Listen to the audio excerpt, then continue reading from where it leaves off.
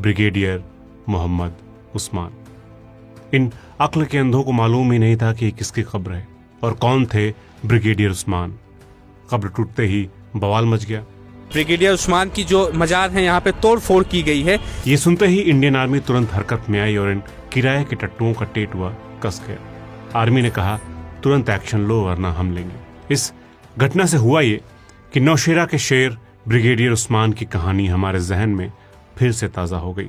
Brigadier Mohammad Usman, brigadier Usman, brigadier Usman, brigadier Mohammad Usman, वो brigadier जो माता वैष्णो देवी की गुफा बचाने के लिए पाकिस्तानी फौज और कबायलियों के रास्ते में चट्टान की तरह खड़े हो गए। वो ब्रिगेडियर जिसने जिन्ना के ऊंचे ओहदे, दौलत और ताकत की पेशकश को लात मार दी थी। वो ब्रिगेडियर उस्मान जिसने कसम खाई थी कि जब तक पाकिस्तान से झांगड़ का इलाका वापस नहीं ले लेते वो चारपाई पर नहीं सोएंगे, और 3 महीने बाद वादा पूरा किया। वो ब्रिगेडियर उस्मान जिन्होंने नेहरू से मिलकर कहा था कि वो पाकिस्तान नहीं जाएंगे और फौज में रहकर हिंदुस्तान की सरहदों की हिफाजत करेंगे। और ये मौका जल्दी ही आ गया जब साल 1947 में ही अक्टूबर के महीने में पाकिस्तान ने कश्मीर हथियाने के इरादे से 22 अक्टूबर को ऑपरेशन गुलमर्ग लॉन्च किया। इधर से जब तक भारतीय सेना कश्मीर पहुंचती, पाकिस्तानी घुसपैठिए मुजफ्फराबाद, चकोटी, उरी, बारामूला, श्रीनगर के रास्ते बॉर्डर पार से आए और श्रीनगर के पास तक पहुंच गए। उत्पात मचाना शुरू कर दिया।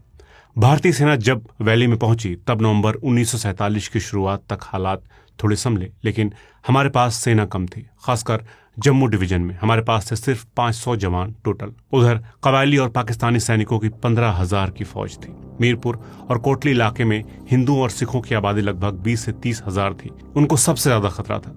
नवंबर की शुरुआत में ही वहां से डरावनी खबरें आने लगी, लेकिन जब मालूम चला कि घुसपैठिए इन कस्बों को घेरे हुए हैं तो 13 नवंबर 1947 को 2 टास्क फोर्स भेजी गईं। 50 para brigade brigadier YS Paranjpe के कमांड में कोटली की मदद के लिए पठानकोट, जम्मू, अखनूर, नौशेरा, झांगर के रास्ते पर आगे बढ़ी। दूसरी force 161 infantry brigade Uri, Poonch से आकर 50 पैरा ब्रिगेड के साथ पुंछ के दक्षिण में जुड़ने वाली थी, लेकिन ये प्लान पूरा नहीं हो सका। दरअसल 16 नवंबर 1947 को 50 पैरा ब्रिगेड नौशेरा में दाखिल हुई और 18 नवंबर को झांगर की तरफ बढ़ी और आखिरकार 26 नवंबर को कोटली तक पहुंच गई। लेकिन ये ब्रिगेड नौशेरा तक फैली थी और उधर कबायली पाकिस्तानी सैनिकों के साथ मिलकर मीरपुर से झांगर की तरफ भी तेजी से बढ़ रहे थे, जिससे ये ब्रिगेड काफी मुश्किल में आ गई। इसलिए मीरपुर और पुंछ की तरफ बढ़ने का प्लान बदलना पड़ा और इस ब्रिगेड को झांगर वापस लौटकर इसे सेफ रखने का ऑर्डर मिला। ये काम 28 नवंबर 1947 तक पूरा किया गया, लेकिन इसी दौरान ब्रिगेडियर परांजपे बीमार पड़ गए और उन्हें अस्पताल में भर्ती होना पड़ा। उनकी जगह ब्रिगेडियर मोहम्मद उस्मान, जो उस समय